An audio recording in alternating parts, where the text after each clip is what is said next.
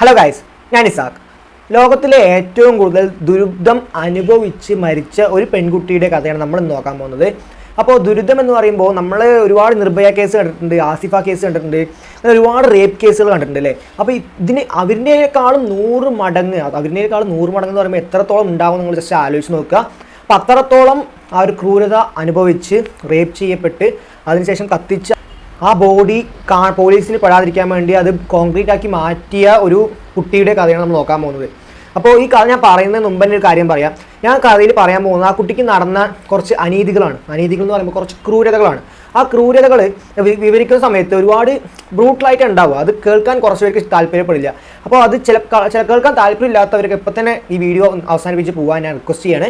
അപ്പോൾ വേറൊരു കാര്യമില്ല, കാരണം എനിക്ക് പറയാൻ തന്നെ അവർ ചെയ്ത ഫുൾ കാര്യം ഞാൻ പറയാൻ പോകുന്നില്ല.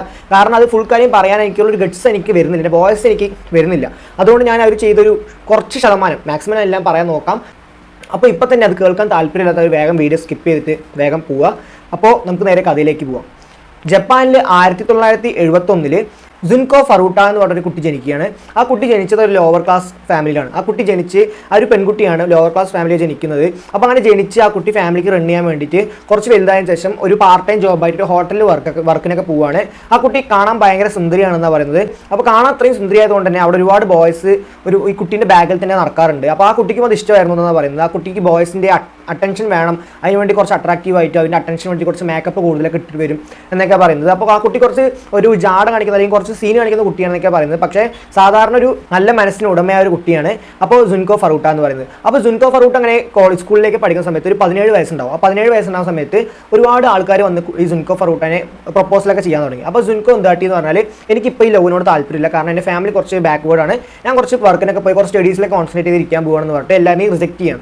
അപ്പോൾ അങ്ങനെയൊക്കെ സമയത്ത് അവിടെ എക്കൂസ എന്ന് പറഞ്ഞൊരു ഗ്യാങ് ഉണ്ട്. ആ ഗ്യാങ്ങിൽ ഒരു മെമ്പറാണ് ആ ജുൻകോൻ്റെ ക്ലാസ്സിൽ പഠിക്കുന്ന ഒരു ആൺകുട്ടി, ഹിറോഷി മിയാനോ എന്നാണ് അവൻ്റെ പേര്. അപ്പോൾ ഈ ഹിറോഷി മിയാനോ അവളോട് പോയി പ്രപ്പോസ് ചെയ്യാണ്. അപ്പോൾ ഈ പ്രപ്പോസ് ചെയ്യുന്ന സമയത്ത് അവൾ പറയുകയാണ്, പോലെ നല്ല രീതിയിൽ അവനെ പറഞ്ഞ് മനസ്സിലാക്കുകയാണ്, എനിക്കിപ്പോൾ ലവിനോട് താല്പര്യമില്ല എന്നൊക്കെ പറഞ്ഞ് മനസ്സിലാക്കുകയാണ്. പക്ഷേ ഈ ഹിറോഷി മിയാനോ എന്ന് പറഞ്ഞാൽ അവിടെ ഞാൻ അപ്പളേ പറഞ്ഞ പോലെ എക്കൂസ എന്ന് പറഞ്ഞ ഗ്യാങ് ആണ്. എക്കൂസ എന്ന് പറഞ്ഞ ഗ്യാങ് ഇന്ന് വരയ്ക്കും നിലനിൽക്കുന്ന ഒരു നൊട്ടോറിയസ് ക്രിമിനൽസിൻ്റെ ഗ്യാങ് ആണ്. ഒരുപാട് പെണ്ണുങ്ങളെ റേപ്പ് ചെയ്യലും ഈ കള്ളക്കടത്തും ഡ്രഗ്സ് ഡീലും വെപ്പൺസ് ഡീലും അങ്ങനെ വലിയൊരു ഗാങ്സ്റ്ററിൻ്റെ ഒരു ഗ്യാങ് തന്നെയാണ് ഈ എക്കൂസ എന്ന് പറയുന്നത്. അപ്പോൾ ഈ എക്കൂസ ഗ്യാങ്ങിൻ്റെ ഒരു മെമ്പർ ആയതുകൊണ്ട് തന്നെ അവന് ഒരുപാട് ഡ്രഗ്സ് ഒക്കെ അടിക്കുകയായിരുന്നു. അപ്പോൾ അങ്ങനെ ഡ്രഗ്സ് ഒക്കെ അടിക്കുന്നതുകൊണ്ട് തന്നെ അവന് ഈ ജുങ്കോ ഇവനെ ഇഷ്ടമല്ല എന്ന് പറഞ്ഞത് അവനക്ക് ഭയങ്കരമായിട്ട് ഫീലായി, ഭയങ്കര നാണക്കേട് പോലെ.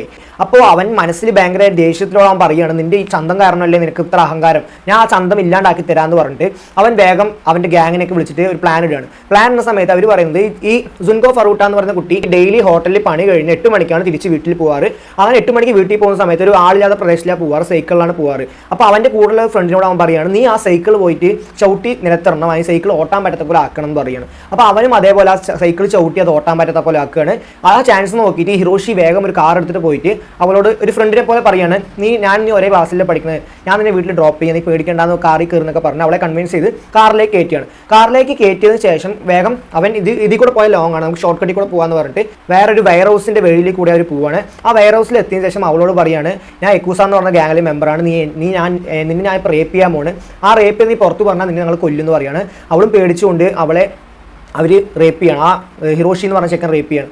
അവിടെ നിന്ന് റേപ്പ് ചെയ്തതിന് ശേഷം ആ വെയർ ഹൗസിൽ തന്നെ ഇരുന്ന പോലീസ് പിടിക്കുന്നു പറഞ്ഞിട്ട് അവർ നേരെ ഹോട്ടലിലേക്ക് പോകണം. ഹോട്ടലിലേക്ക് പോയതിന് ശേഷം ഇവർക്ക് ഇത്ര ഭംഗിയുള്ളവരെ ഇവൾ അഹങ്കാരം കാണിച്ച് ഈ കളറും ചന്തമൊക്കെ വെച്ചുകൊണ്ട് അഹങ്കാരം കാണിച്ച് ഇതൊക്കെ നമുക്ക് ഇല്ലാണ്ടാക്കണം എന്ന് പറഞ്ഞിട്ട് അവർ ഗ്യാങ് ആയിട്ട് ഇവളെ വീണ്ടും റേപ്പ് ചെയ്യണം. ഇവൻ്റെ ഫ്രണ്ട്സൊക്കെ കൂടി ചേർന്ന് ജുൻകോ എന്ന് പറയുന്ന കുട്ടിയെ വീണ്ടും ബ്രൂട്ടലായിട്ട് റേപ്പ് ചെയ്യണം. ബ്രൂട്ടൽ എന്ന് പറഞ്ഞാൽ ഓരോ കാര്യങ്ങൾ വീഡിയോ പോകുന്നതോടെ പറഞ്ഞുതരാം. അതിന് ബ്രൂട്ടലായി റേപ്പ് ചെയ്യണം. ബ്രൂട്ടലായി റേപ്പ് ചെയ്തതിന് ശേഷം അവർ വേഗം വേറൊരു പ്ലാൻ ഇട്ടിട്ട് അവൻ്റെ കൂടെയുള്ള ഫ്രണ്ടിൻ്റെ ഗേൾ ഫ്രണ്ടാണ് നീ എന്ന് പറയണം എന്ന് പറഞ്ഞിട്ട് ഇവർ രണ്ടുപേരും കൂടി ആ ഫ്രണ്ടിൻ്റെ വീട്ടിൽ പോകണം. ആ ഫ്രണ്ടിൻ്റെ വീട്ടിൽ പോയി അവൻ്റെ അച്ഛനോട് പറയുന്നത് എൻ്റെ ഗേൾ ഫ്രണ്ടാണ്, ഇവിടെ കല്യാണം കഴിക്കാൻ പോകുന്നതൊക്കെ പറഞ്ഞിട്ട് അവളെ അവരുടെ വീട്ടിലേക്ക് കൂട്ടിയിട്ട് പോകണം. കൂട്ടിയിട്ട് പോയതിന് ശേഷം അവളോട് അങ്ങനെ പറയാൻ പറയണം, കാരണം അങ്ങനെ പറഞ്ഞില്ല എന്ന് പറഞ്ഞാൽ നിന്നെ കൊല്ലും, നിൻ്റെ അച്ഛനെയും കൊല്ലും എന്നൊക്കെ പറഞ്ഞ് ഭീഷണിപ്പെടുത്തുകയാണ്. ആ അച്ഛനെയും അമ്മയെ കൊല്ലും പറഞ്ഞ് ഭീഷണിപ്പെടുത്തിയ ശേഷം ഇവൾ കാണാണ്ടായിട്ട് ഈ ജുൻകോ എന്ന് പറഞ്ഞ കുട്ടി കാണാണ്ടായിട്ട് 2 ദിവസമായി. അപ്പോൾ 2 ദിവസമായതിനു ശേഷം അവൻ്റെ അച്ഛനും അമ്മയും പോലീസ് സ്റ്റേഷനിൽ കംപ്ലയിൻറ്റ് കൊടുക്കുകയാണ് ജുൻകോൻ്റെ. അപ്പോൾ അച്ഛനും അമ്മയും കംപ്ലയിൻറ്റ് കൊടുത്തപ്പോൾ പോലീസ് ഇവനെ പിടിച്ചാലോ എന്ന് പറഞ്ഞിട്ട് പേടി കാരണം ഇവർ വേഗം ജുൻകോനെ കൊണ്ട് തന്നെ വീട്ടിലേക്ക് വിളിപ്പിക്കുകയാണ്. അവളോട് പറയാണ്, ഇപ്പം നീ വീട്ടിലേക്ക് വിളിച്ചിട്ട് പറയണം എനിക്ക് നിങ്ങളോട് ഇരിക്കാൻ ഇഷ്ടമല്ല, അതുകൊണ്ട് ഞാൻ നാട് വിടാൻ പോവാണ്, നാട് വിട്ട് ഓടാൻ പോവാണ് എന്നൊക്കെ പറഞ്ഞ് അവളോട് വീട്ടിൽ വിളിച്ച് പറയണമെന്ന് പറയാണ്. അപ്പോൾ അല്ലെങ്കിൽ അവളുടെ അച്ഛനെയും കൊന്ന് അവളുടെ അമ്മയും റേപ്പ് ചെയ്യും എന്നാണ് പറയുന്നത്. ഈ ചെക്കൻ്റെ അച്ഛനൊരു യക്കൂസ ഗ്യാങ്ങിലെ മെമ്പറാണെന്ന് പറഞ്ഞിട്ട് അവർ പോയിട്ട് ആ ഗ്യാങ്ങിൽ അച്ഛനെ കൊന്നിട്ട് അമ്മയെ റേപ്പ് ചെയ്യുന്നൊക്കെ പറഞ്ഞ് അവളെ പേടിപ്പിച്ച് അവൾ അതേപോലെ വഴങ്ങി. അത് അവൾ പറയാണ്, ഈ സുൻകു എന്ന് പറയുന്ന കുട്ടി പറയാണ്, എനിക്ക് നിങ്ങളെ വീട്ടിൽ ഇഷ്ടമല്ല, എനിക്ക് നിങ്ങളെ ഇഷ്ടമല്ലാണ്, ഞാൻ വീട്ടിലൂടെ ഇറങ്ങി വന്നതെന്നൊക്കെ പറഞ്ഞ് അമ്മയൊക്കെ പറയുകയാണ്. അപ്പോൾ അമ്മയും അച്ഛനും ഇത് കേട്ടതോടെ ആകെ സങ്കടത്തിലാവണം. കാരണം ഞങ്ങൾ എന്ത് തെറ്റാ ചെയ്തതാ, എൻ്റെ മകളോട് ഞങ്ങൾ എന്ത് തെറ്റാ ചെയ്തത്, എന്ത് സ്നേഹം കാണിക്കാതിരുന്നുണ്ടോ, ഞാൻ പറഞ്ഞ് ഭയങ്കര സങ്കടത്തിലിരിക്കുകയാണ്. പക്ഷെ നാട് മൊത്തം ആ സുൻകു എന്ന് പറയുന്ന കുട്ടി ഓടിപ്പോയി എന്നുള്ളൊരു പേര് വരാൻ തുടങ്ങി. കാരണം അവൾക്ക് ഇത്രയും ക്രൂരത അനുഭവിക്കുമ്പോൾ പോലും അത് പറയാൻ പോലും പറ്റാത്തൊരവസ്ഥ ഇരിക്കുകയായിരുന്നു. അവളുടെ അമ്മയ്ക്കും അച്ഛനും വേണ്ടിയിട്ട് സ്വന്തം എല്ലാ ക്രൂരതയും ഞാൻ അനുഭവിച്ചോളാം എന്ന് പറഞ്ഞിട്ട് അവൾ ശരി കുഴപ്പമില്ല എന്ന് പറഞ്ഞിട്ട് അമ്മ അച്ഛനോട് അതുപോലെ പറയുകയാണ്. അപ്പോൾ അതിനുശേഷം അവർ ചെയ്ത ഓരോ കാര്യങ്ങളും നമുക്ക് കണ്ണ് നിറഞ്ഞു. അത്രയ്ക്കും ക്രൂരത അവർ കാട്ടിക്കൂട്ടിയത്. ഇവർ ഫുൾ ഡ്രഗ്സിന് അഡിക്റ്റ് ആയതുകൊണ്ട് അവർ സ്വന്തം സ്വയബോധത്തോടെയല്ല ഒന്നും ചെയ്തത്. കാരണം സ്വയബോധത്തൊന്നും ഒരാൾക്കും ചെയ്യാൻ പറ്റാത്ത അത്രയും കാര്യങ്ങൾ അവർ ചെയ്തത്. ഇവർ അവളെ കൊണ്ടുപോയി ഇവരുടെ റൂമിലിട്ടതിന് ശേഷം ഇവർ 4 പേരും കൂടി ബ്രൂട്ടലായിട്ട് കണ്ടിന്യൂസ് ആയിട്ട് റേപ്പ് ചെയ്യുന്നുണ്ട്. ബ്രൂട്ടലായിട്ട് പറയുമ്പോൾ അവളുടെ പ്രൈവറ്റ് പാർട്ടി കൂടെ എന്തൊക്കെ കയറ്റാൻ പറ്റുമോ എന്തൊക്കെ കയറ്റാൻ പറ്റില്ല എല്ലാ സാധനങ്ങളും അവർ ട്രൈ ചെയ്ത് നോക്കി. ബീർക്കുപ്പി തൊട്ട് ഇരുമ്പിൻ്റെ കമ്പി വരയ്ക്കും അവർ കുത്തി കയറ്റിയെന്നാണ് പറയുന്നത്. ഒരുപാട് ബ്ലീഡിങ് ആയി എന്നാണ് പറയുന്നത്. അവർ കട്ടിംഗ് പ്ലെയർ കൊണ്ട് അവളുടെ പ്രൈവറ്റ് പാർട്ടായ ഓപ്പനെ പറയുമെങ്കിൽ ബ്രസ്റ്റിൻ്റെ ആ നിപ്പിളിൽ കട്ട് ചെയ്തെടുത്തു എന്നാണ് പറയുന്നത്. അവൾ അവിടെ 40 ദിവസം ഇരുന്നു. 40 ദിവസത്തിൽ ഒരിക്കൽ പോലും ഡ്രസ്സ് എന്ന് പറയുന്ന സാധനം അവൾ കണ്ടിട്ടില്ല എന്ന് പറയുന്നത്. അപ്പോൾ ഇത്രയും ബ്രൂട്ടലായി റേപ്പ് ചെയ്തതിന് ശേഷം അവർക്ക് മതിയാവാതെ അവളുടെ നമ്മുടെ കണ്ണിൽ ഈ ഐലൈറ്റ് ഉണ്ടാവുമല്ലോ, ആ ഐലൈറ്റിൽ നമ്മുടെ വാക്സ് ഉണ്ടാവില്ല, മെഴുകുതിരി ചൂടാക്കി ഒഴിച്ച് അതിനുശേഷം സിഗരറ്റ് വലിച്ച് അവളുടെ ബോഡി മൊത്തം ഓരോ പാർട്ടായി വെച്ച് കണ്ണിൻ്റെ അവിടെയൊക്കെ വെച്ച് ഒരു ഘട്ടത്തിന് ശേഷം കണ്ണ് പോലും തുറക്കാൻ പറ്റാത്ത അവസ്ഥയെ മാറാൻ തുടങ്ങി. ഇവർ കണ്ടിന്യൂസ് ആയി റേപ്പ് ചെയ്യാൻ തുടങ്ങി. ഇവർ സ്കൂളിൽ പോയ ശേഷം ഇവർ ഫ്രണ്ട്സിനോടൊക്കെ പറയുകയാണ് ഈ കുട്ടി ഈ സുൻകു ഞങ്ങളുടെ കസ്റ്റഡിയിലാണ്, ഞങ്ങൾ പിടിച്ചു വെച്ചിരിക്കുകയെന്ന് പറയുകയാണ്. അപ്പോൾ ഈ യക്കൂസ ഗ്യാങ്ങുള്ള ഒരുപാട് പേരും ഈ സ്കൂളിൽ ഒരുപാട് പേരും ഇവളെ വീണ്ടും വന്ന് റേപ്പ് ചെയ്തുകൊണ്ടേയിരിക്കുകയാണ്. ഇവളെ ഏകദേശം ഒരു 400 പ്രാവശ്യമെങ്കിലും റേപ്പ് ചെയ്യപ്പെട്ടിട്ടുണ്ട് എന്നാണ് പറയുന്നത്. ആലോചിച്ച് നോക്കാം, 40 ദിവസത്തിൽ 400 പ്രാവശ്യം റേപ്പ് ചെയ്യപ്പെട്ട ഒരു കുട്ടിയാണ് ഈ സുൻകു ഫറൂട്ട എന്ന് പറയുന്നത്. അപ്പോൾ ഈ ഒരു ക്രൂരത ഇത് പറയുമ്പോൾ പലർക്കും കേൾക്കാൻ പറ്റാത്ത അവസ്ഥയായിരിക്കും. പക്ഷേ ഇതിനുശേഷം അവർ ചെയ്ത കാര്യങ്ങളെന്ന് പറഞ്ഞാൽ അവളെ വെറുതെ ഗോൾഫ് സ്റ്റിക്ക് ഉണ്ടാവില്ല, ആ ഗോൾഫ് സ്റ്റിക്ക് എടുത്ത് വെറുതെ അവളെ അടിച്ചുകൊണ്ടിരിക്കുക, അവളുടെ മുഖത്തടിക്കുക, അവളെ പെട്രോൾ ഒഴിച്ച് വെറുതെ കത്തിക്കുക, പെട്ടെന്ന് കെടുത്തുക. ആ വേദന നരകവേദന എന്ന് പറയില്ല, ആ നരകവേദന അവൾക്ക് ഭക്ഷണം കഴിക്കാൻ കൊടുത്ത കാര്യങ്ങളെത്തേക്കാന്ന് പറഞ്ഞാൽ പല്ലി, കൂറ, അവരുടെ യൂറിൻസ്, ഇവളുടെ സ്വന്തം സെക്രേഷൻസ് ഒക്കെയാണ് അവളെ ഭക്ഷിപ്പിച്ചത്, അവളെ കഴിപ്പിച്ച് അത് വീണ്ടും സെക്രേഷൻ വന്നാൽ വീണ്ടും അവളെ കഴിപ്പിച്ച് അങ്ങനെ ക്രൂരത എന്ന് പറയില്ല, അത്രയ്ക്കും അവളെ ബ്രൂട്ടലായിട്ട് ഓരോ കാര്യങ്ങൾ ചെയ്യിപ്പിച്ച് അവളെ ഒന്ന് നടക്കാൻ പറ്റാത്ത പോലെ കാല് തല്ലി ഒടിക്കുക, വെറുതെ ഗോൾഫ് സ്റ്റിക്ക് വെച്ച് അടിക്കുക, ഫുൾ ബ്ലഡ് ആക്കുക. അതേപോലെ അവൾ കുറച്ച് ദിവസങ്ങൾക്ക് ശേഷം 20 ദിവസങ്ങൾക്ക് ശേഷം ഒരു പാതി മരിച്ചൊരു ബോഡിയായി മാറിക്കഴിഞ്ഞു. പാതി മരിച്ചൊരു ബോഡിയായി എന്നിട്ടും അവർ എന്ത് എന്ന് പറഞ്ഞാൽ അപ്പോൾ അവർക്കൊന്നും ആവശ്യമില്ല, അവൾക്ക് ആവശ്യമില്ലാണ്ട് അവൾ മേലെ നാറ്റമൊക്കെ അടിക്കാൻ തുടങ്ങി. അവളുടെ ഓരോ ബോഡി പാർട്സൊക്കെ പുറത്ത് ഈ ചെലവും ഈ ബ്ലഡൊക്കെ ആയിട്ട് ഒരു ആർക്കും ഇഷ്ടപ്പെടാത്ത അതിനുശേഷം അവരെന്ത് എന്ന് പറഞ്ഞാൽ അവരുടെ സ്കൂളിൽ പോയിട്ട് ജൂനിയേഴ്സിനെ ഭീഷണിപ്പെടുത്തി അവളെ വീണ്ടും ഗ്യാങ് റേപ്പ് ചെയ്യിപ്പിച്ചു. ആ ഒരു ബോഡിയിൽ വീണ്ടും ഗ്യാങ് റേപ്പ് ചെയ്യിപ്പിച്ചതിന് ശേഷം അവരെന്താട്ടിന്ന് പറഞ്ഞാൽ ഇനി അവർക്ക് ആർക്കും വേണ്ട അവളെ. അതുകൊണ്ട് ആ സുൻകു ഫറൂട്ടിനെ ആ സൈഡ് അവർ ഇട്ട് വെച്ചിരിക്കുകയാണ്. അവർക്ക് തോന്നുമ്പോഴൊക്കെ ഡംബിൾസ് ഉണ്ടാവുമല്ലോ, വലിയ നമ്മൾ ജിമ്മൊക്കെ എടുക്കുന്ന ഡംബിൾസ്, ആ ഡംബിൾസൊക്കെ ഹൈറ്റിൽ നിന്ന് വെച്ചിട്ട് അവളുടെ വയറിലേക്ക് ഇടുക, അവളുടെ മുഖത്തേക്ക് ഇടുക, അവളുടെ കാലിലേക്ക് ഇടുക, അവളുടെ പ്രൈവറ്റ് പാർട്ടിലേക്ക് ഇടുക എന്ന് പറഞ്ഞിട്ട് അവർക്ക് ഇതിൻ്റെ ഒരു ഫണ്ണായിട്ട് എടുക്കുമായിരുന്നു. അത്രയ്ക്കും ബ്രൂട്ടൽ മൈൻഡായിരുന്നു ആ 4 പേരുടെയും. 4 പേര് മാത്രമല്ല അവരുടെ കൂടെ വേറെയും ഗ്യാങ് ഉണ്ടായിരുന്നു. അപ്പോൾ അങ്ങനെയും ബ്രൂട്ടലായിട്ട് അവളെ കൊന്നില്ല എന്ന് പറഞ്ഞ അവസ്ഥയിലായി. അവൻ്റെ കാല് പിടിച്ച് കെഞ്ചിയായിരുന്നു, എന്നെ നിങ്ങൾ ദ്രോഹിച്ചത് മതി, എന്നെ കൊല്ലുമോ എന്ന് പറഞ്ഞിട്ട് അവളെ എന്നെ വെറുതെ വിടുമെന്ന് പറഞ്ഞില്ല കെഞ്ചിന്, അവൾ എന്നെ കൊല്ലു, എന്നെ പ്ലീസ് എന്നെ കൊന്നു തരുമെന്ന് പറഞ്ഞാൽ അവൾ കെഞ്ചിയായിരുന്നു. പക്ഷെ അവർക്ക് മനസ്സിലായി നീ നിന്റെ ചന്തം കാരണമല്ലേ ഇത്രയും അഹങ്കരിച്ച് എന്നെ വേണ്ടാന്ന് പറഞ്ഞാൽ നിന്നെ ഇനിയും ഇതാക്കും, ഇനിയും ബ്രൂട്ടലായിട്ട് ഓരോ കാര്യം ചെയ്യും, ഇനിയും ദ്രോഹിച്ച് നീ മരിക്കാൻ പാടുള്ളൂ എന്ന് പറഞ്ഞിട്ട് അവളെ ഇങ്ങനെ ഓരോ കാര്യങ്ങൾ ചെയ്യാൻ വേണ്ടിയിട്ടിരിക്കുകയാണ്. അപ്പോൾ അങ്ങനെ ഒരു ദിവസം 20 ദിവസത്തിന് ശേഷം അവിടെ അവരുടെ ആരുടെയോ ഫോൺ എടുത്തിട്ട് പോലീസിനെ വിളിക്കാൻ ട്രൈ ചെയ്യുകയാണ്. അപ്പോൾ പോലീസിനെ റിങ് ചെയ്തതും പെട്ടെന്ന് അവർ വന്നപ്പോൾ ആ ഫോൺ അവിടെ വെക്കുകയാണ്. ഫോൺ വെച്ചതും പെട്ടെന്ന് തിരിച്ച് പോലീസ് വിളിച്ചിട്ട് ഇവിടെ ആരോ വിളിച്ചിട്ടുണ്ടായിരുന്നല്ലോ എന്ന് പറഞ്ഞു. അപ്പോൾ പോലീസിനോട് അവർ പറഞ്ഞു റോങ് നമ്പറാണ്, സോറി എന്ന് പറഞ്ഞിട്ട് കട്ടാക്കിയതിന് ശേഷം നീ അങ്ങനെ പോലീസിനെ വിളിക്കും എന്ന് പറഞ്ഞിട്ട് അവളെ വീണ്ടും അവളുടെ കാലിൽ മൊത്തം പെട്രോൾ ഒഴിച്ച് കത്തിച്ചതിന് ശേഷം ആ പെട്രോൾ കെടുത്തിയതിന് ശേഷം നമ്മുടെ കാലൊക്കെ വെന്തിട്ടിരിക്കുന്ന സമയത്ത് നടക്കാൻ പറ്റാത്തൊരു അവസ്ഥയാവുമല്ലോ. ആ അവസ്ഥയിൽ അവളെ അവിടെ വിൻ്റർ സീസൺ ആയിരുന്നു എന്ന് പറഞ്ഞാൽ ആ വിൻ്റർ സീസണിൽ അവളെ പുറത്ത് കടത്തിപ്പിക്കുക, ഒരു തുള്ളി ഡ്രസ്സ് പോലും ഇല്ലാതെ പുറത്ത് കടത്തിപ്പിക്കുക എന്ന് പറഞ്ഞാൽ അങ്ങനെ നടക്കാനും പറ്റില്ല, എഴയാനും പറ്റാത്തൊരു അവസ്ഥയിൽ ഒരു പകുതി മരിച്ചൊരു ബോഡി പോലെ അവളവിടെ എങ്ങനെയൊക്കെയോ 40 ദിവസം പിടിച്ചു നിന്നു. 40 ദിവസം ഓരോ പ്രാവശ്യം ചിത്രവാദം ചെയ്ത് നമുക്ക് ഫുള്ളായി പറയാൻ പറ്റില്ല. കാരണം അങ്ങനത്തെ കാര്യങ്ങൾ അവർ ചെയ്തു കൂട്ടിയിരിക്കുന്നത്. ഓരോന്നും പറയുകയാണെങ്കിൽ അവർ അത്രയ്ക്കും കാര്യങ്ങൾ ചെയ്തു കൂട്ടിയിട്ടുള്ളത്. അതുകൊണ്ട് ഫുള്ളായി എനിക്ക് പറയാൻ പറ്റുന്നില്ല. അതിനുശേഷം അവരൊരു മരിച്ച ബോഡി പോലെ അവൾ ആർക്കും വേണ്ടാതെയായി. അപ്പോൾ അവളെങ്ങനെ റേപ്പ് ചെയ്യുന്ന സമയത്തും അവളെങ്ങനെ ദ്രോഹിക്കുന്ന സമയത്തും വേറെയുള്ള പുറത്തുള്ള കുട്ടികളെയൊക്കെ വിളിച്ചിട്ട് വന്നിട്ട് ഇവർ റേപ്പ് ചെയ്യുന്നുണ്ടായിരുന്നു. ഇവർ പണ്ട് മുതലേ ഏതെങ്കിലും കുട്ടികളെ വിളിച്ചിട്ട് വന്നിട്ട് ഞാൻ യക്കൂസ ഗ്യാങ്ങിലെ മെമ്പറാണ്, നീ ഇങ്ങനെ ഞങ്ങൾ റേപ്പ് ചെയ്യാൻ പോകുന്നത്, നീ പുറത്ത് പറഞ്ഞാൽ ഞങ്ങൾ നിന്റെ ഫാമിലി തന്നെ ഇല്ലാണ്ടാക്കുന്നൊക്കെ പറഞ്ഞ് ഒരുപാട് പെൺകുട്ടികളെ വീട്ടിൽ വിളിച്ചിട്ട് വന്ന് റേപ്പ് ചെയ്യുന്നുണ്ട് അവർ. അപ്പോൾ അങ്ങനെ ഇവളും അവിടെ കടന്ന് മരിക്കാൻ കിടക്കുന്നത്, അതേപോലെ വേറെ ഗേൾസിനെയും വന്ന് റേപ്പ് ചെയ്തുകൊണ്ടിരിക്കുകയാണ്.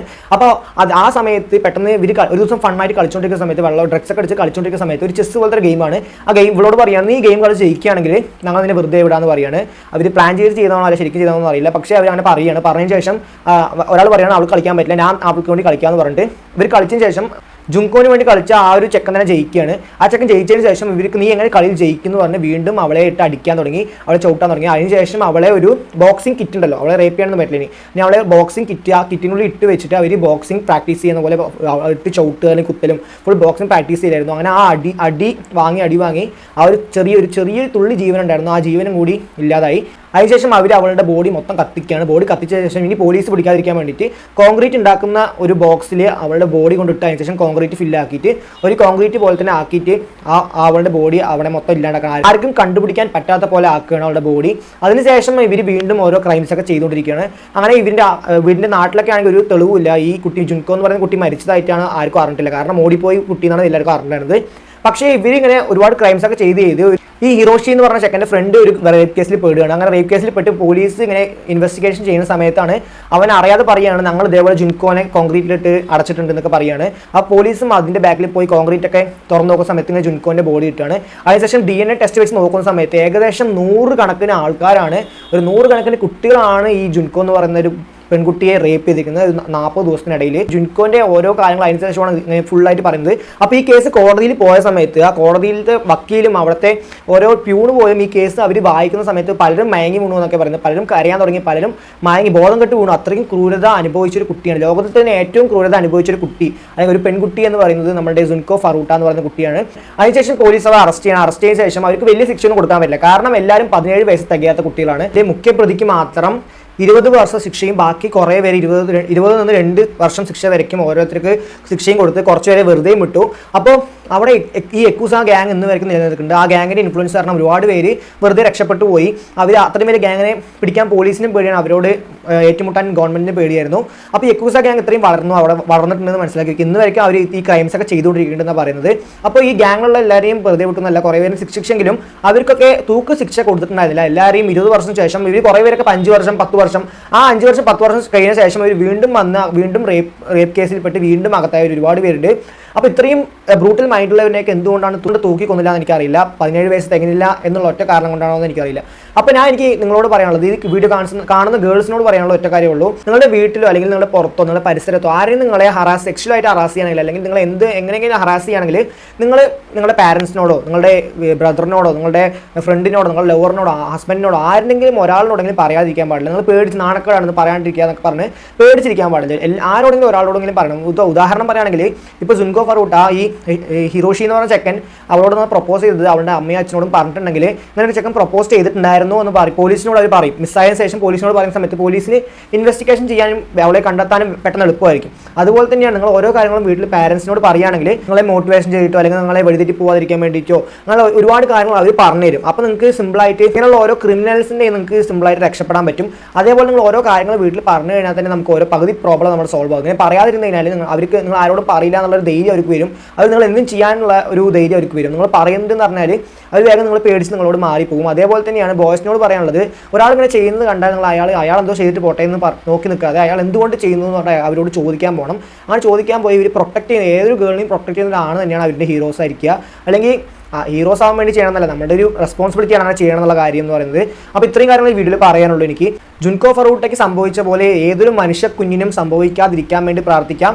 അപ്പോൾ അടുത്തൊരു വീഡിയോ കാണുമ്പോൾ ബൈ.